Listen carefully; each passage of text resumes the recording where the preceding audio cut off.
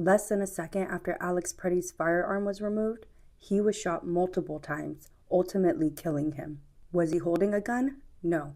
In fact, he was holding his phone, recording and documenting ICE in the streets of his hometown in Minneapolis, Minnesota, where he was protecting his friends and neighbors. He was actually pepper sprayed while defending a woman who was pushed to the ground. So yes, he had a gun, but according to his Second Amendment, that's his right. The exact reason why we didn't ban or even create stricter gun laws, even though kids are dying year after year because of mass shootings. I was in middle school when I remember the first mass shooting I saw on television. And there's been how many since then?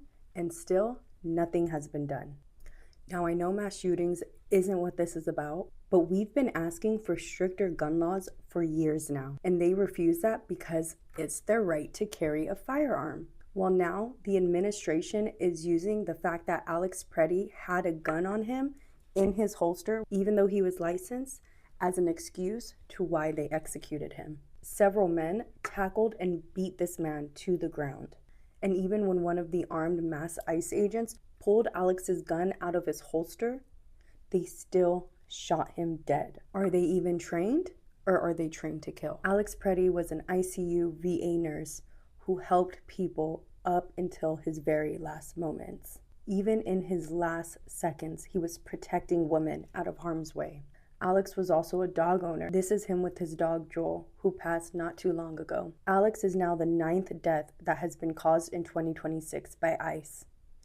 It's only January. Now the NRA is asking for a full investigation as DHS is trying to defend their actions against Alex Pretti's gun possession. And according to sources, Border Patrol Chief Greg Bavino is not only being trolled online from his former classmates, but he's also been removed from his position as commander at large. And you should hear some of the stuff his former classmates are saying about him. I heard something about National Geographic.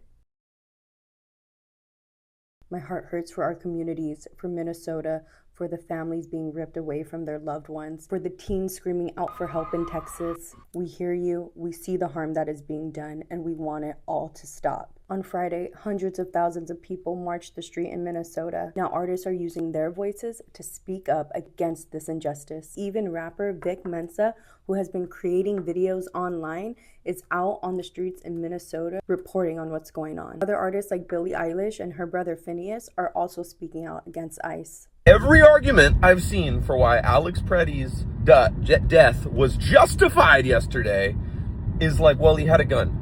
Shut the fuck up! And I have the same question. Who will speak up next? And if you haven't already done so, why not? Because you don't do politics?